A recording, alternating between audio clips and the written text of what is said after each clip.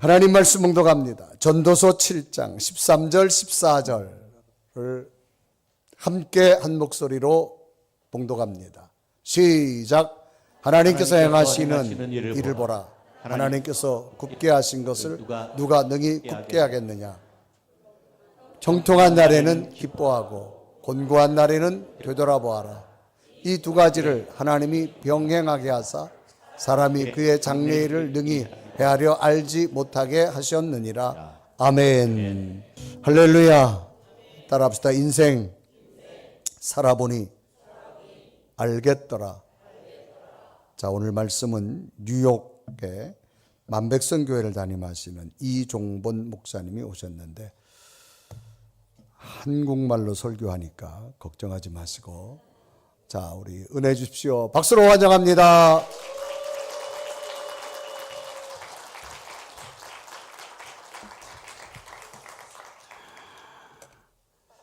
우리 이제 분이엘 교회 승가대원들은 무대를 많이 서신 분들 같아요. 박수 치니까 자동으로 일어나서 인사하더라고요. 무대에 서신 분들만 이렇게 자연스럽게 이루어지는데, 저희 교회는 아무리 승가대원들을 위해서 박수 쳐도 제가 일어나서 인사하라고 하기 전에 절대 인사 안 합니다. 이게 쉽게 되는 일이 아니거든요. 무대 서보신 분들만 하는데 승가대 찬양 너무나 감사하고 큰 은혜 받았습니다. 여러분들의 섬김이 하나님 나라에서 빛날 줄로 믿습니다. 우리 유 감독님이 감독이 되고 나서 제가 처음으로 한국을 방문하면서 감독님의 자리를 주셔서 제가 설교하게 되었는데요. 이상하게 감독이 되니까 어렵고, 또 제가 전화하는 것도 좀 여러 가지 바쁠 때에 폐가 되는 것 같아서 되도록이면 연락 안 하다가 이번에 좀 만나 뵙고 가야 되겠다 생각해 전화를 드렸더니 오늘 설교를 부탁해서 이렇게 서게 되었습니다. 저희 동북부에 이제 미국에는 중부, 서부, 동부로 나누는데 동부에 저희 동문들이 목회를 많이 합니다. 그래서 연말이면 추수감사 때가 되면 함께 모여서 1년 동안 근황도서로 나누고 또 소식도 전하고 교제도 하고 그런 시간을 갖는데, 동부에 저는 동부에만 있었기 때문에, 뉴욕에만 있었기 때문에 오면 꼭 저를 초청합니다. 그래서 초청하는 자리에 가보면 왜 불렀는가 하고 들여다보면 돈 내라고 하는 거죠. 밥값 내라고. 그래서 이제 밥값을 준비하고 갑니다.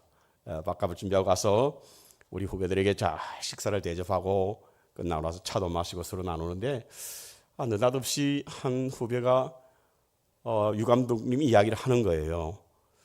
그래서 내가 자리가 굉장히 좀 불편할 것 같다 생각했는데, 다름이 아니라 자기가 그 목사의 신분 문제 때문에 저희들이 속한 이 GMC와 KMC의 있는 스테이터스가 명확하지 않아서 어려움을 겪고 있는데, 우리 선배인 유 감독님이 그 문제를 해결해 주셨다. 그 소리를 들으니까 제가 마음이 뿌듯하더라고요. 그래서 저는 유 감독님이 제 친구라고 이야기하지 않았습니다. 그런데 그 친구가 하는 이야기가 이거예요. 그런데 그 유 감독님이 우리 이종범 목사님과 절친이라고. 그러자 제 지갑이 열렸습니다. 남의 지갑이라고 할렐루야 그러죠. 7명 되는 그 우리 자제분들 다 불러서 100불씩 이렇게. 우리 유 감독님 친구 되기가 쉽지 않아요, 여러분. 아무나 되는 자리가 아닙니다. 그래서 참 제가 친구라고 하는 것이 참 자랑스럽고, 또 저 친구 때문에 또 제가 같은 자리는 아니지만 비슷한 자리에 대우를 받고 있다 생각이 들어서 감사하고요. 그러면서 문득 그 생각도 들더라고요. 예수님도 친구인데 우리가 예수님 절친일 수 있을까? 절친은 뭐죠? 서로가 안다는 거예요, 여러분. 우리가 일방적으로 예수님 아는데 예수님 우리 모른다 그러면 어떡하죠? 우리도 예수님 알고 예수님도 우리를 알아야 됩니다. 아이돌 캘먼이라고 하는 사람이 쓴 제자인가 팬인가 제자인가라고 하는 책이 있습니다. 우리는 예수님 팬이 아니라 예수님의 제자가 되어야 됩니다. 그래서 따라가야 되는데, 우리 분이엘 교회 모든 성도님들은 금년 안에 예수님을 친구로 모시고 절친으로 살아가시기를 주님의 이름 축복합니다. 그러면서 저는 문득 그런 생각도 들더라고요. 사실 저는 UMC에만 오래 있었고 동성연애 문제 때문에 이제 UMC 탈퇴해서 GMC에 있기 때문에 KMC에 대해 전혀 모릅니다. 서울에 연애가 2개 있다는 사실도 우리 유관국 때문에 알았어요. 남연애가 있고 서울연애가 있다는 걸. 그 이후로 이 남연에 대한 소식이 제게 굉장히 관심 있게 들려지는 겁니다. 왜? 친구가 감독이니까. 그래서 저는 갑자기 남연애를 위해서 기도도 되더라고요. 여러분, 우리 분이엘 교회가 여러분의 담임 목사이기도 하지만 남연애를 이끄는 분이세요. 그렇다고 한다면 남연애를 위해서도 여러분 기도하셔야 됩니다. 남연애를 품어야 되는 거예요. 오늘 우리 장로님도 기도하실 때 그와 같은 기도를 하시길래 참 잘 감사한 마음이 들었는데 우리 교회만을 위한 것이 아니라 남연애가 이 시대에 참 어둡고 힘든 터널을 지나가는 이 시대에 교회가 바로 세워지고 교회 정통성이 회복되고 정말 하나님이 기뻐하시는 연애가 되어서 거룩한 연애, 성회가 되는 그런 은혜가 있기를 주님의 이름으로 축복합니다. 오늘 이 설교는 제가 금년 신년 첫 주일 때 우리 교회 성도님과 함께 나눴던 말씀입니다. 인생 살아보니 그렇더라. 이것은 제 이야기가 아니라 제가 저는 여러분들보다 훨씬 더 덜 먹었습니다. 그런데 인생의 지혜자였던 솔로몬이 인생 살아보니까 그렇더라라고 하는 이 말씀을 함께 나누는 겁니다. 솔로몬이 성경에는 3권의 책을 썼습니다. 아가서, 잠언서, 그리고 전도서입니다. 자세히 눈여겨 들여다보면 약간의 시차가 있어요. 아가서는 그가 언제 썼는지, 잠언서는 언제 썼는지, 전도서는 언제 썼는지 알 수 있는데 아가서는 Song of Songs지 않습니까? 사랑의 노래라는 뜻이거든요. 그러니까 이 노래는 아마 그 술람이라고 한 여인을 통해서 하나님의 사랑을 전하는 그 청년 시대 때 아마 쓰여졌을 것으로 보는 겁니다. 잠언서는요, 그가 지혜가 가장 뛰어났을 때 썼던 장년 시대에 아마 쓰여진 걸로 흔히들 학자들과 목사들은 그렇게 설교를 합니다. 그럼 전도서는 언제냐? 그게 노년에 인생을 살아보니까 그렇더라. 여러분, 솔로몬이 얼마나 지혜로운 사람인 줄 아시죠? 3,000편 이상 잠언이 있고요, 1,000편 이상 시를 썼던 사람이 바로 노래를 썼던 사람이 솔로몬이. 그러니까 지혜자 중에 지혜자인 것이죠. 그분이 이 솔로몬이 자기 인생을 뒤돌아보니까 인생 살아보니까 그렇더라 라고 하는 이 말씀을 오늘 본문에 전도서에 남기고 있는데, 본문이 나오기 전에 시간이 없으니까 제가 그냥 2절만 함께 나눴는데 그 전에 글을 읽어보면 이렇습니다. 지혜자인 솔로몬이 우리에게 주신 말씀 중에 이런 말씀이 있습니다. 좋은 이름이 좋은 기름보다 낫고 죽는 날이 출생한 날보다 나으며 초상집에 가는 것이 잔치집에 가는 것보다 나으니 모든 사람이 끝이 이와 같이 됨이라 산자는 이것을 그 마음에 둘지어다. 슬픔이 웃음보다 나음은 얼굴에 근심하는 것이 마음의 유익이 때문이라. 지혜자의 마음은 초상집에 있으되 우매한 자의 마음은 혼인집에 있느니라. 지혜로운 사람의 책망을 듣는 것이 우매한 자들의 노래를 듣는 것보다 나으니 일의 끝이 시작보다 낫고 참는 마음이 교만한 마음보다 낫다고 말하므로 무엇이 지혜로운 삶이요 우매한 자의 삶인지 알게 될 것이다. 이렇게 이제 좀 더 있는데요, 여기까지만 읽고 그 다음 오늘 13절 보니까 살아보니까 알겠더라 라고 하는 이제 말씀을 이어가는 거죠. 먼저 13절에 이렇게 말합니다. 하나님이 행하시는 일을 보라. 하나님이 행하시는 일을 보라. 여러분, 하나님이 행하시는 일은 어떤 일입니까? 내 인생의 주인이 되시는 분이 하나님이십니다. 나를 통해서 하나님이 일하시는 일이 있다는 사실인 거죠. 여러분, 절대로 내 인생 내 마음대로 안 됩니다. 여러분 계획대로 됩니까? 여러분 꿈대로 이루어져요? 소원대로 이루어집니까? 잘 안 되잖아요. 왜죠? 주인이 하나님이기 때문에 그래요. 저는요, 지금 제가 섬겼던 만백성 교회에 부임하기 전에는 절대로 이 교회 안 온다고 그랬습니다. 왜냐하면 만백성 교회는 꽤 오래된 큰 교회였고 저는 그만한 능력이 없었기 때문에 그렇습니다. 그리고 그 전에 있던 교회의 권사님과 약속을 했어요. 화요일 날 아침 식사를 같이 하면서 다인에서 식사를 하면서 그 권사님이 그런 말씀 하시더라고요. 목사님, 이제 교회도 안정이 되었고 교인들도 다 좋아하니 목사님 이 교회에서 은퇴하시죠 그러더라고요. 그래서 쫓아내지만 안 된다면 은퇴하죠 이랬는데 그 다음 날 감독으로 파송을 받은 거예요. 저는 그때 왜 이러지 생각하면서 제 마음에 두었던 이야기를 제 멘토 되시는 목사님께 말씀드렸더니 그 목사님 그렇게 말씀하신 거예요. 이 목사, 당신 인생 당신 것이 아니야. 당신 인생은 당신 것이 아니기 때문에 당신 마음대로 되는 게 아니야. 그래서 결국에는 지금까지 이렇게 부임해서 섬기고 있는데요. 지나온 날들을 가만 보니까 내 인생이 내 뜻대로 되는 게 아닌 것이 바로 나의 인생의 주인이 따로 있구나. 그러니까 그분의 뜻대로 내가 움직여지는 거지.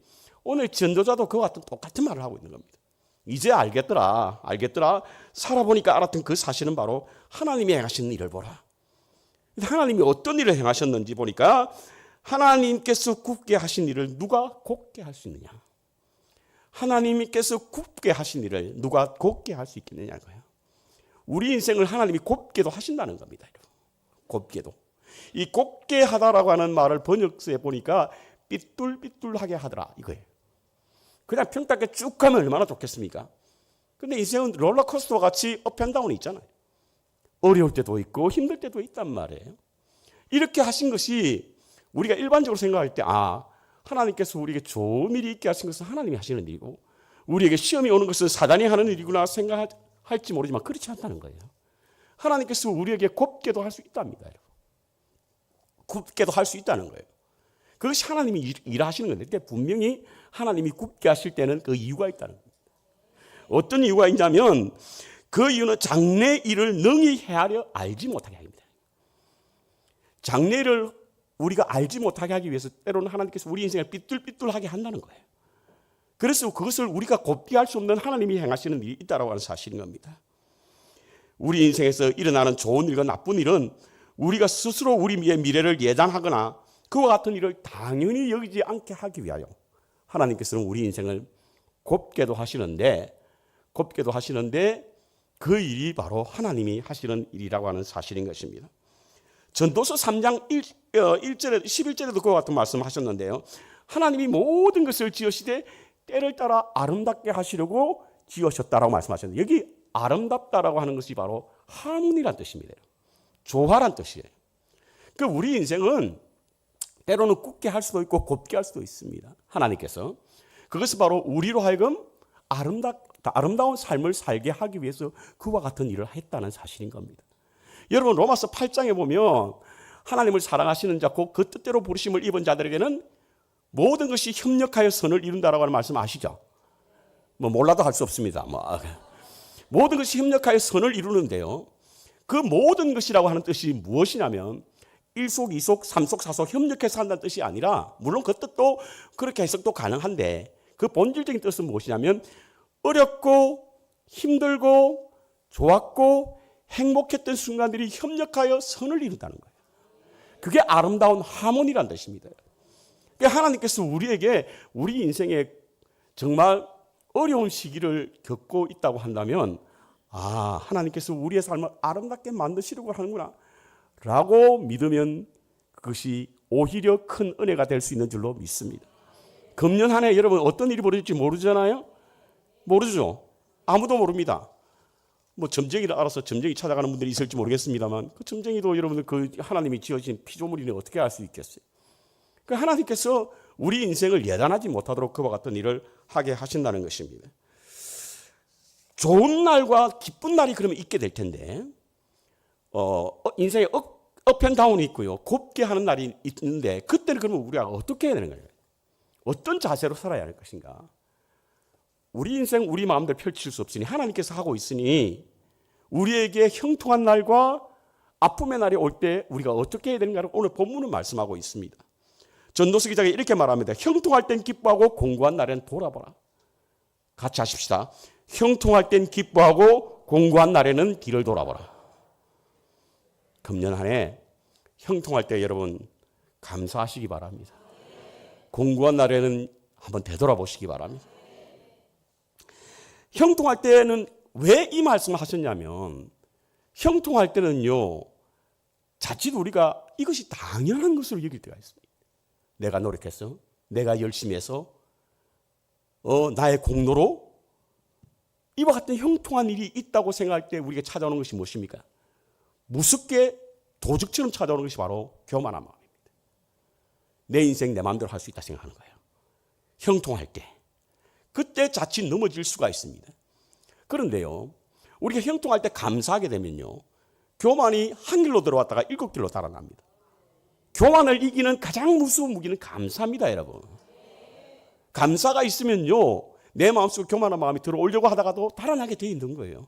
그러니까 오늘 전도스 기자는 너의 인생의 날에 형통한 날이 오거든 감사해라, 감사해라. 그것은 하나님이 하시는 일이니 감사라는 이야기인 것이죠. 또한 공고한 날이 오거든 네 인생을 한번 되돌아보라는 거예요. 여러분, 바둑을 두는 기사들은요, 바둑을 두고 나서 꼭 복기를 합니다. 무엇이 잘못되었는지, 어떤 것이 문제가 있는지. 우리 인생에 공고한 날이 오거든요. 공고한 날이 옵니다, 여러분. 그때 우리는 우리 인생을 한번 되돌아보는 거예요. 무엇이 잘못되었는가? 하나님과의 관계가 제대로 되었는가? 하나님의 말씀에서 벗어나지 않았는가? 하나님의 길에서 떠나지 않았는가? 자꾸 돌아봐야 되는 거예요. 그것이 바로 오늘 인생을 살아보니 알겠더라고 주장한 솔로몬이 우리에게 권하는 말씀인 것입니다. 사실은 솔로몬도요, 그 인생이 롤러코스터와 같았어요. 가장 빛나는 인생을 살았지만 또한 가장 어두운 시기도 겪었던 사람이었지 않습니까? 그는 많은 나라의 최고의 부귀와 영화를 누렸던 왕이기도 했지만 그의 말년에는 그의 아들들에 의해서 나라가 북왕국 이스라엘과 남왕국 유다로 나눠지는 슬픔을 겪은 사람이에요. 그가 고백하기를 그의 삶에서 일어나는 형통한 일일 때는 감사하라, 그리고 공고한 날에는 되돌아봐라, 이렇게 권하고 있는 거예요. 우리의 삶은 솔로몬과 같지는 않지만 크고 작은 형통의 순간, 공고한 날의 순간을 맞이하게 됩니다. 그때 우리가 어떻게 해야 할 것인지 오늘 이 솔로몬의 권면을 통해서 우리는 깨달아야 할 것입니다. 하늘을 두루마리로 삼고 바다를 먹물로 삼아도 하나님의 그 크신 사랑 다 기록할 수 없다고 감사하는 마음, 우리의 머릿돌 하나까지도 세심하듯이 하나님께서 우리의 일거수일투족을 관찰하고 계시고, 하늘에 올라갈지라도 거기 계시고 땅 위에 깊은 곳에 펼지라도 하나님께서 거기 계신다는 믿음으로 우리 스스로를 되돌아볼 때 우리가 2026년 한 해는 승리하는 믿음의 삶을 살게 될 줄로 믿습니다. 두 번째로 우리는 좋은 일과 나쁜 일에 매이지 마시기 바랍니다. 좋은 일과 나쁜 일. 좋은 일과 나쁜 일이 생기거든요. 그것에 매이지 않는 믿음을 살아야 됩니다. 어떤 사람은 좋은 날만 생각하고 만날 때마다 그때가 좋았어. 그때가 좋았어. 뭘 그렇게 그때가 좋았는지 모르겠지만 그때가 좋았다는 거예요. 현실을 부정하게 되고요. 오늘의 삶에 대해서 자기의 비관적으로 생각하는 사람들이 매일 하는 이야기 그때가 좋았다는 거예요. 근데요, 좋은 일이든 나쁜 일이든 그곳에 매여 있게 되면 그것을 벗어나지 못하게 됩니다. 그럼 우리는 그 미래에 대해서 없는 거예요. 여러분, 인생의 세옹지마라는 이야기 들어보셨어요? 세옹지마라고 하는 말의 뜻이 변방의 노인이라는 뜻이잖아요. 이런 이야기가 있습니다. 변방의 노인의 가정에 한 마리의 순말을 가지고 있어요. 그 순말이 그 집안의 그 전 재산이었어요. 근데 어느 날 아침에 일어나 보니까 그 순말이 집을 떠나서 도망을 가버린 거예요. 큰 불행이죠. 자기 전 재산이 날아갔으니. 그러니까 동네 사람들이 와서 이야기합니다. 아유, 어르신, 이런 불을 겪어서 어떡합니까? 얼마나 참 실망되고 절망스럽습니까?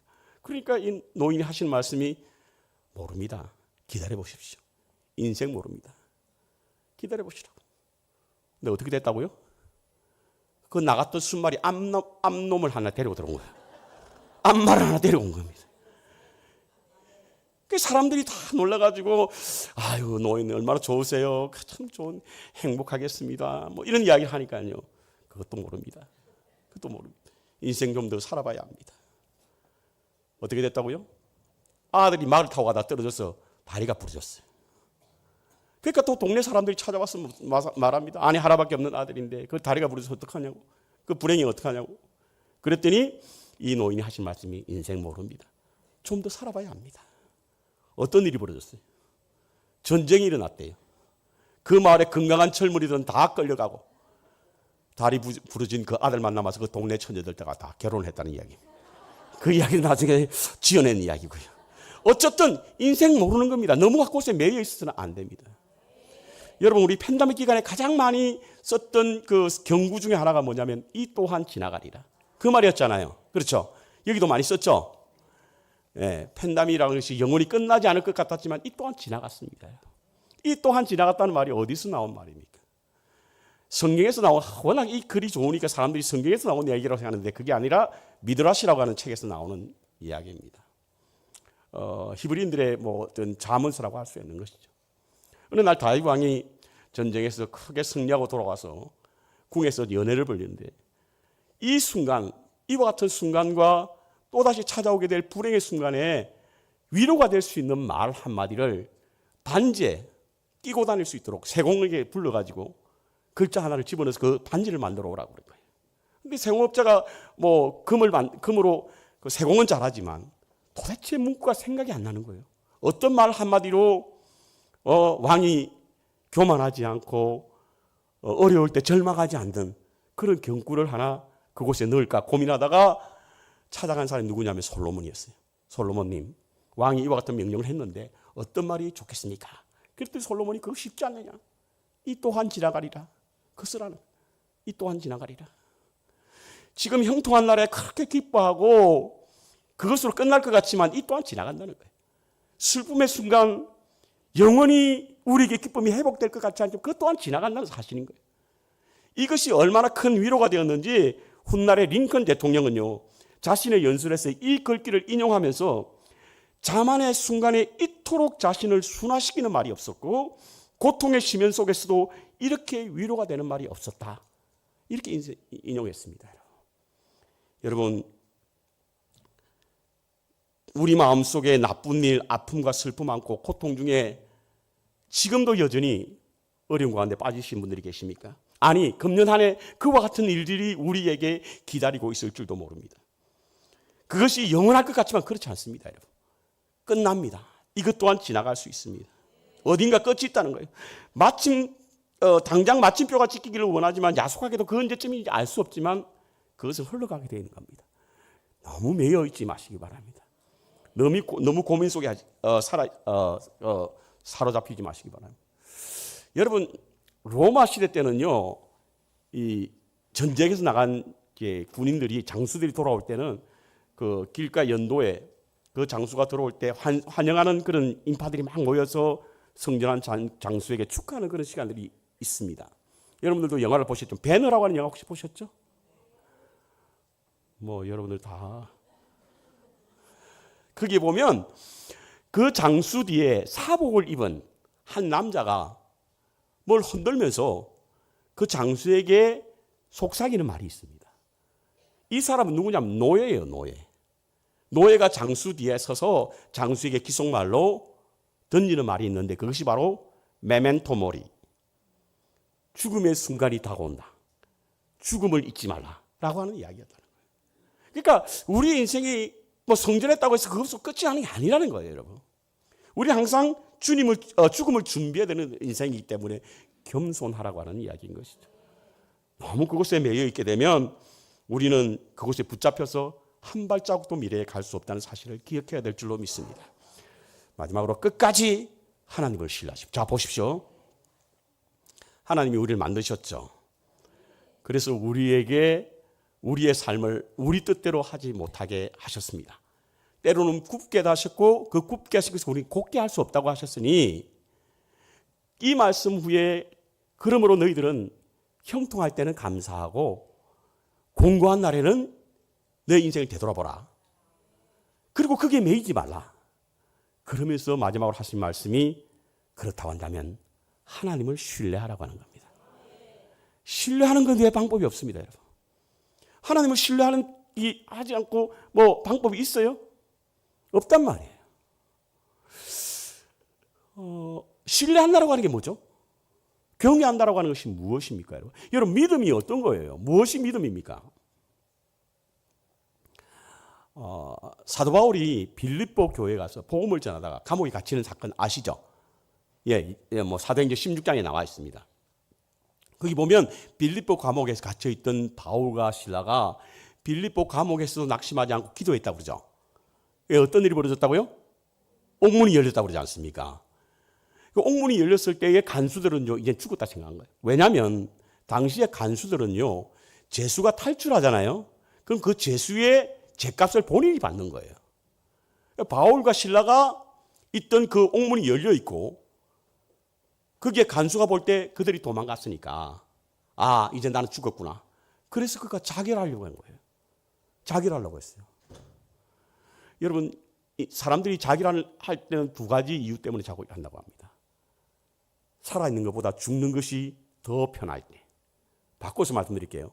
죽는 것이 살아있는 것보다 더 괴로울 때. 살아있는 것이 죽는 것보다 더 괴로울 때 자살한대요. 뿐만 아니라 자기 신념 때문에 자살한다고 하잖아요. 근데 이 간수가 자기 스스로 살아있는 것보다 죽는 것이 낫겠다 해서 자결하려고 할 때에 바울과 실라가 그 간수를 향해서 던진 말이 뭐죠? 주 예수를 믿으라.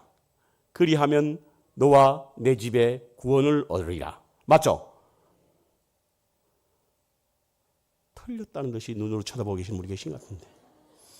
근데 여기서 주 예수를 믿으라는 뜻이 뭐예요? 믿음이라고 하는 것이 뭡니까? 여러분, 믿음은요, 실체가 없어요. 그 사람의 겉모습만 보고 믿음이 있다 없다 말할 수 없는 거예요. 속에 무엇이 들어앉아 있는지 모르잖아요, 인생이란 게. 10길 물속을 알아도 한 길 사람의 마음속을 모르거든요. 그러니까 믿는다라고 하는 것이 무엇이냐? 어떤 사람 믿음이 좋은 사람이냐? 하나님께 우리의 인생을 신탁하고 하나님께 우리의 삶을 의탁하는 것이 바로 믿음이에요. 그러니까 믿는다라고 하는 것은 내 인생 당신 주인이 당신이 알아서 합시오. 그리고 당신만 의지합니다. 이게 믿음이란 말이에요. 하나님을 신뢰하는 믿음의 삶을 살아가는 사람들은요, 얼굴빛이 다릅니다, 여러분. 어떤 일에 일희일비하거나 좋은 일에 흥분하고 나쁜 일에 절망하고 그렇지 않아요. 그리스도인들은요, 세상 사람과 좀 달라야 되지 않겠습니까? 달라야 돼요, 여러분. 여러분들 주일날 교회 나와서 예배드리고 하나님의 은혜로 충만한 삶을 산다고 한다면 우리의 인생은 분명히 우리의 삶 속에서 그리스도의 품격이 드러나야 되고요. 하나님의 우리에게 주신 성품이 드러나야 되잖아요. 그렇다고 한다면 우리의 삶을 하나님께 신탁하고 의탁하게 될 때 그와 같은 것을 누릴 수 있다는 사실인 거죠. 저는요, 2년 반 전에 한국을 왔습니다. 그 이유는 무엇 때문이냐면 제 눈에 이 망막이, 오른쪽 눈 망막이 폐색이 되어서 중간에 동공이 이렇게 뻥 뚫려 있는 그런 질병을 판결받았기 때문이었습니다. 어느 날 갑자기 눈이 잘 안 보여서 안과에 갔더니요, 새벽 기도 시간에 저희들도 이제 이게 파워포인트에 스크린이 있어 성경 읽고 말씀 묵상하고 있는데 안 보이는 거예요.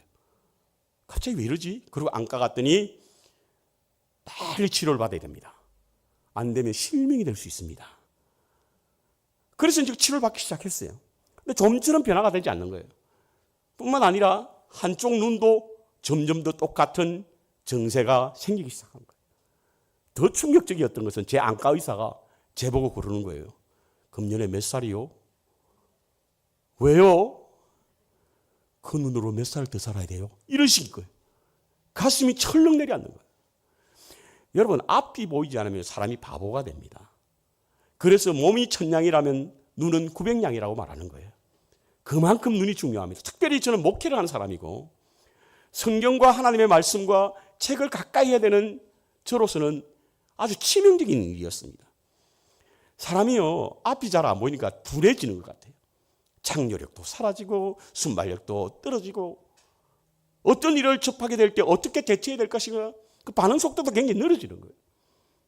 그래서 이제 이것을 어떻게 치료할까 하고 찾아보니까 유튜브에 한국에 오면 수술이 가능하다, 그런 이제 유튜브 동영상이 뜬 겁니다. 그래서 제가 2년 반 전에 한국에 와서 전국에 있는 소위 말하는 망막 의사로서 권위가 있는 사람의 내 병원을 방문했습니다. 결과는 똑같은 거예요. 당신의 눈은 안 됩니다. 하나님, 이게 끝입니까? 이게 끝이에요? 더 이상 하나님 저 목회 그만하라고 하시는 겁니까? 아니, 목회 그만하는 것도 좋지만 어떻게 이렇게 살라고 하십니까? 아직까지도 제가 젊고 아직까지도 할 수 있는데 왜 하나님 그만하시라고 하십니까? 너무 낙심이 되는 거예요. 돌아가는 길이 얼마나 무거운지 비행기를 타고 가는 내내 낙심 속에서 견딜 수가 없었습니다. 그런데요, 하나님이 치료를 하시는데 어떻게 치료하시냐면 먼저 제 마음을 치료하시는 거예요. 어떤 말씀으로 치료하시냐면 사도 바울 선생도 여러분 안질인지 간질인지 병에 걸려서 하나님께 3번이나 기도했다고 그러죠. 에게 3번, 성경에 3번 기도했다라고 하는 것은 할 수 있는 데까지 기도했다는 것이 3번 기도입니다. 예수님도 겟세마네 동산에 3번 기도하셨잖아요. 자기가 할 수 있는데 최선을 다한 기도가 3번 기도인데 이 3번의 기도를 하고 난 후에 하나님부터 음성이 들렸습니다. 어떤 음성이냐면 바로 내 은혜가 내게 족하다. 내 은혜가 내게 족하다. 나의 약한 데서 나의 약한 데서 하나님의 능력이 나에게 온전케 하느니라. 이 말씀이 제게도 들린 거예요. 그래, 이 정도면 됐다 이제. 그만하면 됐다. 내가 내게 베푼 은혜가 얼마나 크냐. 이러니까 마음이 평안해지는 거예요. 그런데요, 놀랍게도 하나님이 일을 하시는데 하나님이 초자연적으로 누군가 안수를 받아 낫게 하지만 하나님께 길을 열어주시는 거예요.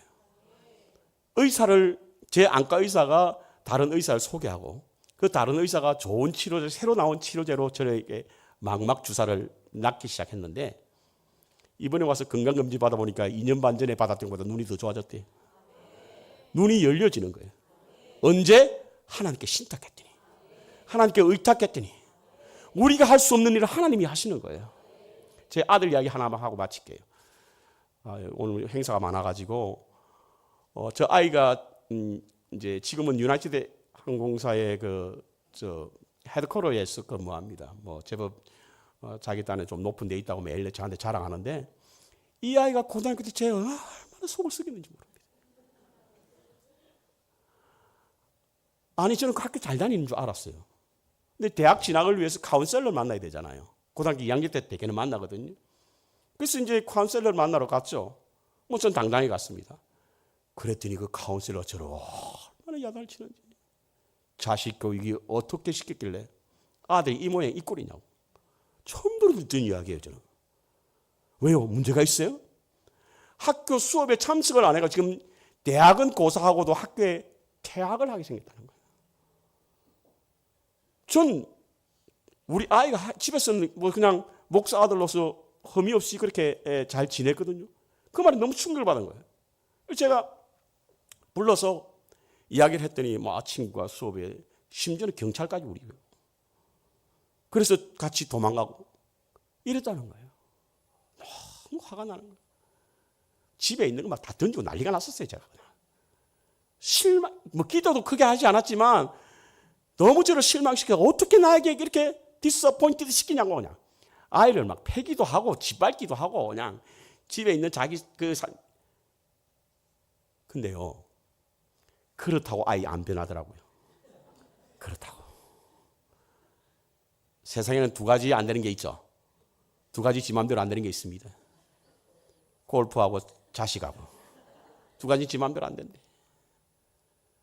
그때 제가 하나님께 기도하기로 했습니다. 하나님, 아니 아들 하나 주셔도 제대로 된 거 주시지. 이게 뭡니까?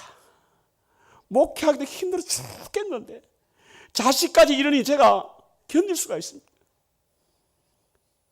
그러면서 하나님께 기도하고 난 후에 제 마음속에 어떻게 찾아오냐면 야, 네 자식이냐 내 자식이지. 내 자식 함부로 하지 마라. 그때부터 제가 그래요 하나님 그러면 하나님 알아서 하십시오. 제게 위탁시킨 아들 그래도 제가 잘 키워보겠다고 기도하고 바로 양육했는데 안 되지 않습니까? 그게 당신 알아서 하시라고. 그렇게 위탁하고 난 후에 저는 제 할 일을 했습니다. 시간 되어서 테이블 앞에서 이불로 좀 보라고 저는 설교 준비하고 집사람은 성경 쓰기 하고 집안의 분위기를 완전히 바꿔놓는 뭐 우리 힘으로 안 되니까 이 녀석이 이제 지방에 있다가 그런 분위기를 만나러 가니까 슬금슬금 우리가 모여있는 자리에 오더니 자기 책을 펴는 거예요. 그러면서 공부에 재미가 붙었어. 미국에서요 나사라고 하는 회사에 가장 많이 들어가는 학교 중에 하나가 뭐냐면 어디냐면 엠버러 리드라고 하는 그런 그 학교예요. 데이토나 비치에 있는 학교인데 그 학교에 어프로브를 받았습니다. 그 학교에서 성당을 받았습니다. 남의 일이라고 여러분 뭐 관심이 없으시죠? 그 학교가 어느 학교인지 잘 모르니까 깜짝 놀랐어요. 내가? 어떻게 그렇게 공부하기 싫어가지고 매일 도망 다니는 내가? 그게 쭉 날라온 거예요, 그 학교에서. 학비가 비싸서 못 보냈습니다. 지금 그 주위에 있는 항공학교 졸업해서 차차 올라가더니 그 시카고에 있는 그 어디입니까? 그 가장 높은 빌딩 릴리스 타워 거기에 있는 유나이티드 본사에서 근무하면서 등 뒤에 있던 유럽 여자 만나서 지금 결혼에 잘 살고 있습니다. 이 아이가 지금 일본에 와 있습니다. 아빠가 여기 있다고 하니까 아빠 그러면 일본 와 같이 엄마랑 조인해서 한 3박 4일 동안 도쿄에 있다가 미국 들어가자. 그래서 제가 오늘 예배 끝나자마자 일부에 보았던 여러분의 아름답고 유명한 댄스를 못 보고 그냥 가야 되게 생겼습니다. 왜 그렇게 잘하세요? 저는 젊은 아이들이 그렇게 유연하게 잘 율동하는 걸 봤지만 우리 부디엘 교회 뭐 연만하신 분들이 저렇게 부드럽게 마치 연체동물처럼 이렇게 열 잘할 수 있을까 생각하는데 그걸 못 보고 떠나야 되겠습니다. 자식 내 마음대로 안 됩니다. 우리 인생도 내 마음대로 안 돼요. 착각하고 오해하지 마시기 바랍니다. 이렇게 하면 저렇게 될 것이다. 우리의 공식은 그래요. 인간이 마음의 계획을 세울지라도 그 발걸음을 옮기시는 일은 하나님이라고 해야 돼요. 그렇다고 한다면 우리의 계획이 아무리 완벽하고 그 계획을 하나님 앞에 올려드려야 되는 거예요. 당신 승낙하십시오. 그렇지 않으면 다른 길을 보여주십시오. 왜? 우리 인생의 주인이 우리가 아니기 때문에 그렇습니다. 그렇다면 그분께 맡겨야 되잖아요. 의탁해야 되잖아요.